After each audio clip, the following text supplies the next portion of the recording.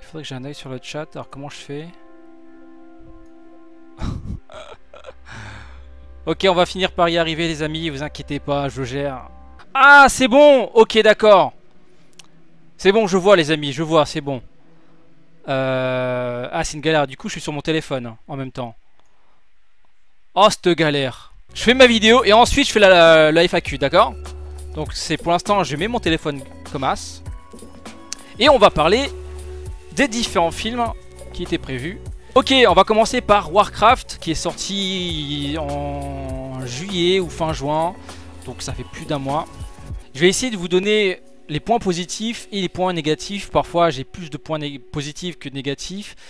Alors globalement, j'ai passé un bon moment parce que je connais la licence. J'ai commencé à jouer à Warcraft sur Warcraft 3. J'ai pas joué à WoW, enfin la version online. Et puis récemment, bah, me suis mis à Hearthstone, donc je connais un peu l'univers. Je suis pas un fan hardcore. J'ai pas fait j'ai pas fait tous les jeux, j'ai pas fait toutes les extensions. Donc voilà. Du coup, quand j'ai vu le film, ça m'a un peu parlé. J'ai reconnu certains personnages. Les effets spéciaux, alors ça, j'étais un peu surpris parce que je m'attendais vraiment au pire. Le film a été annoncé il y a très longtemps et je sais pas. Il a été annoncé il y a très longtemps et puis on n'avait pas trop de nouvelles. On s'est dit, oh là, Warcraft adapté en film, c'est quand même très compliqué, il faut avoir beaucoup de moyens. Et au final, bah, je trouve que c'est assez réussi. Les orques sont assez bien foutus. Ce qui est assez intéressant, c'est que Warcraft, c'est un énorme univers. Il y a tellement d'histoires, ça se déroule sur plusieurs générations. Ce qui est bien avec le film, c'est qu'on est directement plongé dans le film, enfin dans l'action. Dès le départ, il se passe des choses. Contrairement au Seigneur des Anneaux, où la toute première partie, la première heure, c'est vraiment on expose, c'est très long, il y a plein de personnages. Là, le film est plus accessible, à mon humble avis, que le Seigneur des Anneaux. Ensuite, ce qui m'a aussi agréablement surpris, c'est la violence des combats. Je m'attendais à un truc vraiment édulcoré, et puis non, quand j'ai vu certains combats, surtout les orques contre les humains, les orques ils ont une masse musculaire imposante, incroyable, et quand ils mettent des coups, on sent la violence de leurs coups de massue, et je trouvais ça impressionnant, et puis je me dis, j'étais surpris, je ne m'attendais pas à ce que ce soit aussi violent. Et puis il y a des personnages qui vont... on parle de, ça parle quand même de guerre. Il y a deux clans qui s'affrontent, donc qui dit guerre dit forcément un décès, etc. Donc oui, il y aura des morts. Donc je vous spoil pas, mais parce qu'on le voit dans l'image, hein, il y a une guerre, donc on sait qu'il y aura des morts. Ensuite, qu'est-ce que je pourrais dire? Oui, on retrouve c'est assez fidèle, hein, on retrouve les décors, les personnages, les lieux, etc. Je trouve que c'est pour les gens qui connaissent vraiment la licence. Je pense que tu en kiffes. Enfin, moi je suis allé voir avec Marc à Bordeaux, et puis lui c'est un grand fan, hein. Il a fait toutes les extensions, enfin il a joué surtout à la version online. Pour lui il était sur un nuage, hein. C'est tout, genre il a passé 7 ans de sa vie je crois sur Warcraft, sur le monde de Warcraft. Quand il a vu ça, il avait la bouche ouverte, il avait une érection comme as, tu vois, il bandait pendant 2 heures quoi.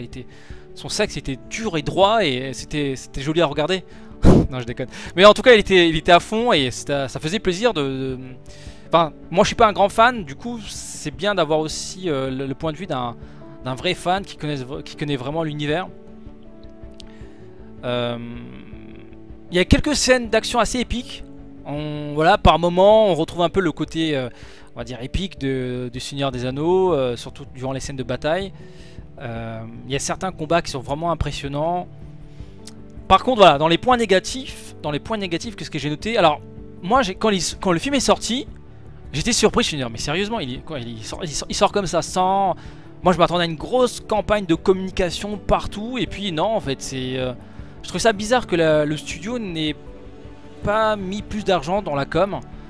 C'est un film qui a été annoncé il y a très longtemps. Je connais pas le budget, mais quand on voit les images, on voit que il y a de l'argent, quoi. Il y a de l'argent. Et... donc voilà, j'ai pas compris la communication. Puis voilà, c'est vrai qu'il a mis beaucoup de temps à sortir. Du coup, la question qui se pose, c'est combien de temps ils vont mettre pour sortir le deuxième film. Parce que, évidemment, là, c'est pas un film qui s'arrête à la fin, c'est vraiment... là, le film met en place un univers extrêmement étendu. Donc, faut s'attendre à plusieurs films, normalement. Alors, c'est vrai que je me suis posé la question, mais pourquoi ils n'ont pas fait un film d'animation à la place? Parce que ce genre de film mélangeant personnages numériques et acteurs réels, c'est toujours très compliqué parce que ça prend du temps. Et puis, pourquoi ne pas faire un film d'animation? Enfin, je pense sincèrement que ça s'y prête assez facilement. Surtout que les personnages, ils sont, enfin, de ma mémoire par rapport à ce que j'ai vu et entrevu sur les différents jeux, les personnages ont des physiques un peu hors normes en fait. À l'instar des orques, même les humains, ils ont un physique hyper massif, etc. Parce qu'en même temps, il faut avoir une musculature imposante pour combattre les orques. Donc voilà, pourquoi ils n'ont pas fait un film d'animation? Ça aurait coûté moins cher et ils auraient pu le sortir plus facilement et puis faire des épisodes plus régulièrement. Pourquoi pas une série aussi, parce que voilà, l'univers est très vaste. S'ils sortent un film tous les 5 ans, enfin j'espère qu'ils vont pas faire un film tous les 5 ans. Je sais pas s'ils ont annoncé le 2. Pour l'instant, d'après ce que j'ai lu, non. Pour l'instant, il n'y a pas vraiment de date pour le deuxième film. Après, dites-moi dans les commentaires si je me trompe. Alors c'est marrant, le film s'appelle Le Commencement, mais il se passe plein de trucs. C'est-à-dire que t'arrives, mais il y a eu déjà plusieurs guerres. Il y a un énorme background en fait. Par exemple, le sorcier maléfique Ul'dan, pardon. Tu sais, tout d'un coup, il a des pouvoirs. On se dit, mais bon, est-ce qu'on a... Enfin, on arrive... Alors c'est bien, on arrive, on est pris on nous prend la main, et on nous jette dans la bataille. Donc il se passe plein de trucs, mais il se passait déjà trop de trucs avant. Et en fait, on n'a pas d'explication. Donc on est un peu sur la fin. En même temps... vaut mieux peut-être privilégier pour un premier film l'action au détriment de l'histoire, parce qu'après je pense qu'ils auront le temps de le développer. Ouais, il y a un autre truc que j'ai peut-être moins aimé, c'est la multitude des personnages. C'est vrai qu'il y a beaucoup de personnages. Quand tu connais pas l'univers, bah t'es largué, hein. Il y a trop de personnages, aussi bien chez les humains que chez les orques. Et puis voilà, je trouve que c'est un film vraiment pour les fans, vraiment. Il n'est pas forcément accessible. Il est moins accessible que Seigneur des Anneaux. Et pourtant, Seigneur des Anneaux, c'est tiré aussi d'un livre. Ça plaît aux fans, mais ils ont réussi à le rendre accessible au grand public. Alors, la dernière remarque, c'est par rapport à la violence. Alors, j'ai trouvé ça hyper cool, le côté violent, parce que c'est raccord avec le contexte. Hein. On parle de guerre, des gens qui meurent, etc. Il n'y a pas de sang. Vraiment, j'ai pas vu de sang ou vraiment des petites giclées, mais c'est peut-être le sang des orques, mais on voit pas vraiment de sang dans le film, malgré la violence des combats. Donc je trouve ça, il y a quand même une petite censure par rapport à ça. Donc globalement, je trouve que c'est un bon film qui annonce un énorme univers. C'est peut-être plus adapté aux fans, pour les néophytes. Faut voir. Je pense qu'on peut aimer. Il y a tous les ingrédients. Faut voir le film sur du long terme. Bon, pour l'instant, on n'a qu'un seul film, donc on attend la suite. Ensuite, on enchaîne avec le poisson rouge. Les poissons rouges, non. La tortue rouge.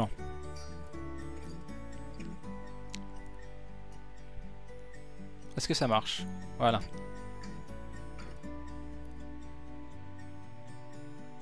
Bon, pendant ce temps, je lis pas trop le chat. Hein, je vois que ça s'insulte, etc. Donc pour les gens qui viennent de rejoindre le stream, donc c'est une vidéo live. Je fais une vidéo live dans laquelle je fais plusieurs critiques, enfin avis critiques rapides sur 4 films, parce que j'ai pas le temps de faire une vidéo longue pour chaque film, et puis voilà, hein, soyez indulgents, et c'est mon premier live, donc il y a plusieurs couacs, donc ne faites pas attention.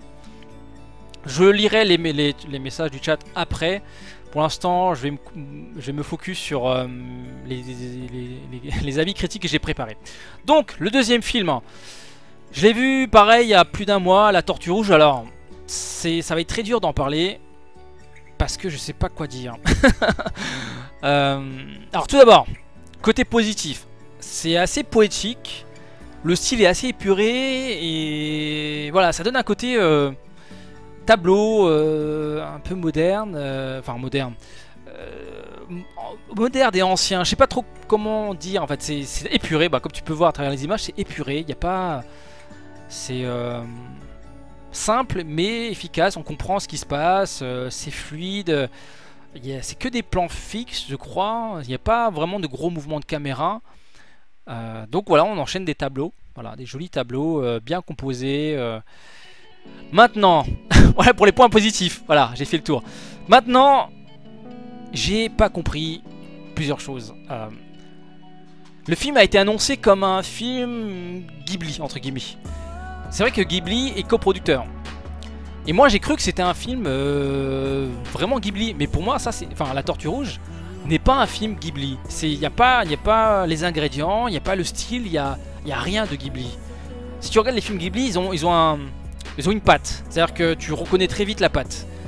Là, non, dès le départ, je me suis dit, oula, qu'est-ce qui se passe? Alors déjà visuellement, malheureusement, c'est épuré, etc. Mais je trouve que ça donne un côté production vieillotte en fait. C'est la plupart des éléments visuels sont fixes. Il y a juste 2-3 éléments animés, dont le personnage et les objets qu'il manipule. Mais sinon, j'ai trouvé l'animation très mais vraiment basique et vieillotte quoi. Enfin moi la production de La Tortue Rouge, j'ai l'impression que c'est un film qui est sorti en 2000, dans les années 2000 quoi, 2001, 2002, 2003. C'est pas une production 2016 pour moi. Ensuite le film est très difficile d'accès, c'est-à-dire que je suis sûr que 99% d'entre vous, donc les fans des films Ghibli, ceux qui sont allés voir ce film, ils ont pas compris. Ils ont dit mais qu'est-ce que c'est que ça? Ils ont dû même peut-être partir, j'ai pensé à partir. C'est rare, mais le film se regarde. Il est très lent. On comprend pas tout. En fait, l'auteur nous laisse nous-mêmes faire les interprétations. Et c'est ça qui me dérange en fait. Il n'y a pas vraiment... pour moi, un film ou un manga ou une série, pour moi, c'est un mec en face de moi qui me raconte une histoire. Il me la raconte parce que derrière, il y a une morale.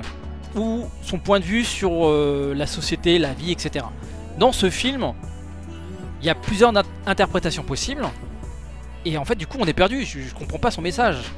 Si je prends de manière très terre à terre son message, si je prends vraiment juste ce que je vois, je sais pas, enfin, j'ai du mal. C'est quoi? C'est l'histoire d'un mec qui kiffe les tortues. Enfin, je sais pas. Et puis voilà, je me pose la question, mais pourquoi ils ont... Enfin, ce film est censé être universel, représenter l'humanité. Mais pour moi, je vois un homme. C'est l'histoire d'un homme en fait. Donc c'est pas l'histoire d'une femme déjà. Il va rencontrer une femme. On le voit dans la bande-annonce, donc je spoil pas. Hein, il va rencontrer une femme. Mais dès le départ, on comprend pas d'où il sort. Enfin, il va se noyer. Il est pris dans un ouragan. Il arrive sur une île déserte et là, il essaie de construire un radeau pour se barrer. Bon après il verra, enfin vous allez voir qu'il va galérer pour sortir, enfin pour partir de cette île. Mais voilà, je ne comprends pas les métaphores. C'est pas accessible au grand public. Faut avoir fait les beaux-arts pour comprendre, je pense. Il y a trop de trucs. C'est vraiment, c'est des tableaux. Hein. Enfin, quand vous regardez les screenshots, c'est quand même hyper bien composé, c'est magnifique, mais enfin, c'est bizarre. Je sais pas quoi penser. Du coup, j'ai été très déçu. Je m'attendais vraiment à voir un film Ghibli. Film Ghibli, c'est plus facile. Il se passe beaucoup de choses, l'animation. Alors oui, les personnages ne parlent pas. Ça, c'est assez agaçant aussi. Pendant 1h30, 2 heures, ils parlent pas. Je sais pas, ils barbouillent des trucs. Ils ne parlent pas les personnages pendant 2 heures. Mais ils arrivent à se comprendre. J'ai entendu un bruit bizarre. Ensuite, oui voilà, je conclus mon avis sur ce film. Faites attention, faites attention quand... Ne vous attendez pas à voir un film Ghibli. C'est un film d'animation qui a plusieurs niveaux de lecture et c'est pas évident. Voilà, c'est pas évident pour Monsieur Tout le Monde. On enchaîne avec des poissons, la poiscaille, Dory. Alors, Dory. Alors Dory, c'est la suite du monde de Nemo, donc on retrouve vraiment les personnages, les références, donc c'est assez bien agencé.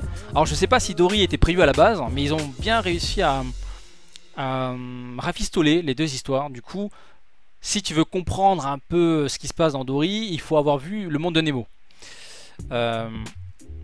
L'histoire est assez attachante, hein. On suit l'aventure de Dory qui recherche ses parents. Parce qu'en fait, elle avait oublié ses parents. Bon, elle souffre de troubles de mémoire. Du coup, elle oublie très vite ce qu'elle est en train de faire. Et en fait, elle a oublié ses parents. Elle a oublié où est-ce qu'ils habitaient, etc. Et donc là, à un moment dans le film, elle va retrouver des bribes de mémoire. Et du coup, décide de partir à l'aventure, pour retrouver ses parents. Donc l'histoire est attachante. Alors les voix françaises. Alors je suis allé voir, j'ai vu le film en français. J'aime pas voir les films d'animation en français, mais là, exceptionnellement, comme le premier, j'avais vu en français. En Franck Dubosc, qui s'en sort assez bien, on l'oublie en fait. C'est vrai qu'en Franck Dubosc, qu'on le connaît pour tous ses films, pour ses sketchs, ses spectacles. Et là, je trouvais assez... il était juste en fait, c'était un autre personnage, j'entendais pas Franck Dubosc. Alors pareil, j'ai appris seulement au générique qu'il y avait Kev Adams. Vous allez voir, il joue un personnage assez cool. J'ai quasiment pas reconnu. Et donc c'est... ça prouve, enfin ce film me prouve que c'est un bon acteur et il est capable peut-être de faire beaucoup de trucs très intéressants si on lui donne l'occasion de faire des choses différentes. Et puis il y a aussi Claire Chazal. Pareil, je l'ai pas reconnu, même si c'est annoncé dans le film. Je me dis mais est-ce que c'est vraiment sa voix? Mais donc voilà, les acteurs, enfin les doubleurs sont assez justes, donc vous pouvez le voir en français. Ce que j'ai aimé aussi, c'est c'est quand même très joli visuellement. Il y a de très jolis plans sous-marins. Il y a vraiment, c'est une belle production. Il y a rien à dire au niveau de la production.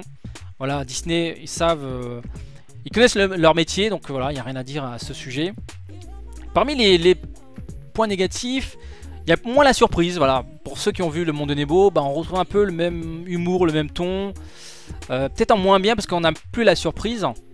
Et puis Dory est mis en avant au détriment de Nemo et de son père. J'ai trouvé aussi un peu plus loufoque. Il y a, bon, tu verras la scène de fin, elle est vraiment... je dis mais ils sont sérieux. Mais bon, ça passe, on va dire, ça passe. On passe un bon moment, c'est divertissant, mais c'est quand même surréaliste. Mais voilà, ça se regarde. Alors je sais pas si les enfants, ils vont peut-être... Enfin, je crois que les enfants vont moins aimer parce que quand je suis allé voir le film, il y avait des familles. Ils avaient ramené leurs gosses et je crois que les gosses n'ont pas trop kiffé. Je crois que c'était un film plus pour les adultes que pour les enfants, parce que les enfants ils couraient, ils n'étaient pas concentrés sur le film. Et quand je suis allé voir Le Monde des Nemo, il y avait moins ce côté là, les gamins ils étaient plus focus sur l'histoire. L'histoire peut-être elle est plus... Enfin, je sais pas, hein, c'est peut-être mon point de vue, mais elle parle plus aux adultes peut-être. Et puis bon, dernière remarque, c'est pas un film que je reverrai, tu vois, ça m'a pas marqué plus que ça. Je préfère revoir Le Monde de Nemo en fait. Voilà, c'est un film, c'est une suite correcte, mais dispensable. Je m'attendais pas à voir Dory en personnage principal. Donc voilà. On enchaîne avec le dernier film, mon préféré. Donc on va changer les diapos. Et ensuite je lis vos messages hein, pour les personnes qui viennent de rejoindre le live. Je fais mes critiques en direct. C'est des critiques express sur des films sur lesquels j'ai pas eu le temps de faire des vidéos analyses. Donc voilà, ne le prenez pas mal. C'est pas parce que c'est des mini critiques que voilà, hein, j'essaie quand même de faire les choses correctement. Enfin, j'essaye. Donc voilà, il y a des films en fait, j'ai pas le temps de faire des critiques parce que voilà, j'ai trop de trucs à faire en semaine et puis j'avais envie de vous donner mon avis sur certains de ces films. Surtout Warcraft, je suis dégoûté, j'avais prévu une analyse plus complète, mais bon voilà, j'aurais pas le temps de le faire parce qu'il y a d'autres trucs qui arrivent sur ma chaîne. Donc, le dernier train pour Busan, très bonne surprise. J'ai grave kiffé. Alors direct, je vous le dis, hein, c'est un film de zombies. Vous allez me dire, oh non, encore ça, c'est toujours les mêmes ingrédients. Oui, c'est quasiment les mêmes ingrédients, mais ça fonctionne. C'est, imagine World War Z, qui était vraiment raté. Bah là, imagine cette version World War Z réussie. Voilà, c'est vraiment très bonne surprise, simple et efficace, avec un vrai message. C'est pas tu verras, c'est pas juste un film de zombies. Il y a un vrai message de fond. Regarde le tout premier plan du film et regarde le tout dernier plan du film. Tu verras qu'il y a, il y a un parallèle. Et puis fais très attention au métier de l'acteur principal. Et une fois que tu as pris en compte ces trois éléments, tu verras, tu prends un crayon, tu fais un lien comme ça, tac tac tac tac. Et tu vas comprendre que derrière ce film de zombies, il y a un vrai message. Et je trouvais ça cool, tu vois. C'est pas juste un film de zombies à la Resident Evil ou... Mon dieu, Resident Evil, qu'est-ce qu'ils ont fait de la licence? Parce que le jeu était vachement bien. Et puis, qu'est-ce qu'ils en ont fait en film? Bref, ce film me rappelle les films de Romero. En fait, les premiers films de zombies, il y avait à chaque fois, il y avait un vrai message. C'était une critique de la société. Et dans ce film, je retrouve ça, en fait. Je retrouve... alors, je sais pas si alors, je connaissais... Enfin, je ne connais pas du tout ce qu'a fait le réalisateur. Je connais pas du tout ce mec. Je sais pas s'il avait fait d'autres films. Donc, pour moi, c'est une découverte. Je sais pas si c'est un fan de Romero, mais en tout cas, le mec, il a fait un film de zombies. Oh, placement de produit pour 3DS, j'avais pas fait attention. D'accord, j'avais pas fait attention. Donc, je viens de voir le screen. Donc, non, il y a vraiment un vrai message derrière ce film de zombies. Ce que j'ai vraiment aimé, c'est le côté sans concession. C'est-à-dire que ça va très... Au début, c'est bon, c'est un peu lent. Ça dure 15 minutes l'exposition. Et puis quand le virus commence à se propager, mais là c'est le début de la fin. C'est vraiment, on n'a pas le temps de souffler. Il se passe beaucoup de choses. Les zombies sont hyper féroces. Alors ce qui est bien, c'est que ce sont pas des acteurs numériques, ce sont des vrais acteurs. Et là, on voit toute la différence entre World War Z et Dernier Train pour Busan. Les acteurs sont incroyables. Tu vois, même les figurants, les figurants de merde. À un moment, il y a un mec qui court, il court avec le bras comme ça, tu vois. Genre, il s'est déboîté l'épaule. Enfin, ça doit être un artiste de cirque. Enfin, je veux dire, pour courir avec l'épaule déboîtée et le bras derrière la tête. En vrai, tu vois ça, tu rigoles. Mais dans le film, tu flippes. Tu vois un mec courir comme ça, enfin un zombie courir comme ça. C'est incroyable. Parce qu'en fait, en même temps, c'est logique parce que, enfin, vous allez voir, à un moment, les zombies ils courent et tout, et ils tombent, et puis parfois ils se blessent, ils se déboîtent l'épaule, ils se tordent la cheville, etc. Mais ils se lèvent, ils se relèvent et ils continuent à courir. Et c'est grave perturbant de voir des êtres dont l'ossature a été un peu tordue, et puis tu les vois courir et tu flippes un peu, quoi. Et je trouve vraiment, enfin, je vous assure, vous n'allez pas regretter ce film. C'est un film de zombies, voilà, une histoire de virus qui se propage, etc. Il y a plusieurs personnages, on va suivre plusieurs personnages. Certains sont des clichés. On retrouve le père de famille, la fillette, un autre bon père de famille, les méchants qui sont vrais méchants, enfin qui sont vraiment méchants. Par contre, voilà, les méchants sont linéaires, c'est-à-dire qu'en fait, dès le départ ils sont méchants, jusqu'à la fin ils sont méchants, ils évoluent pas vraiment en fait. Alors que tous les autres personnages évoluent. Tu as l'apprenti amoureux avec sa copine, avec sa petite histoire d'amour avec sa petite copine de lycée ou du collège. Mais ce qui est vraiment réussi, c'est... Pour moi, ce qui est la vraie force, c'est les zombies. Ils jouent super bien. Tu flippes vraiment. Et c'est vraiment... Enfin, tu verras, c'est ça. Le tout premier zombie, faites attention. Enfin, regardez bien comment elle se déplace. Moi, ça me fait flipper. Je veux dire, elle se tient pas droite. Elle a la tête un peu... genre, son cou, il est pas droit, en fait. C'est flippant. Et c'est pas un trucage numérique. Ou si c'est un trucage numérique, c'est vraiment bien foutu. Donc voilà, très bonne surprise. Allez voir ce film. Voilà, parmi les points négatifs, comme j'ai dit, il y a beaucoup de clichés. Mais l'action prime sur le reste. Et puis ça fonctionne. Même si on connaît les mécaniques, voilà. On est toujours... Enfin, quand c'est bien fait, ça fonctionne, tu vois. Il n'y a pas... Il n'y a pas trop de remarques, enfin de critiques là-dessus. Et puis oui, alors il y a le cliché qui m'a un petit peu déçu, c'est les militaires. Vous allez voir dans le film, toujours dans les films de zombies, tu dis mais non, mais ça peut pas marcher. On a des militaires, ils vont nous sauver. Mais en fait, dans tous les films de zombies, les militaires c'est les premières victimes, quoi. C'est, je sais pas, c'est les mecs censés être entraînés, c'est les premiers à se faire bouffer. Du coup, on retrouve des, voilà, des simples citoyens lambda qui ont tous un métier, d'autres préoccupations, et là ils se retrouvent dans la merde tous ensemble, et ils vont devoir survivre ensemble. Donc voilà, moi je trouve que c'est vraiment une très bonne surprise, je le dis au moins 10 fois, mais voilà, allez voir le film.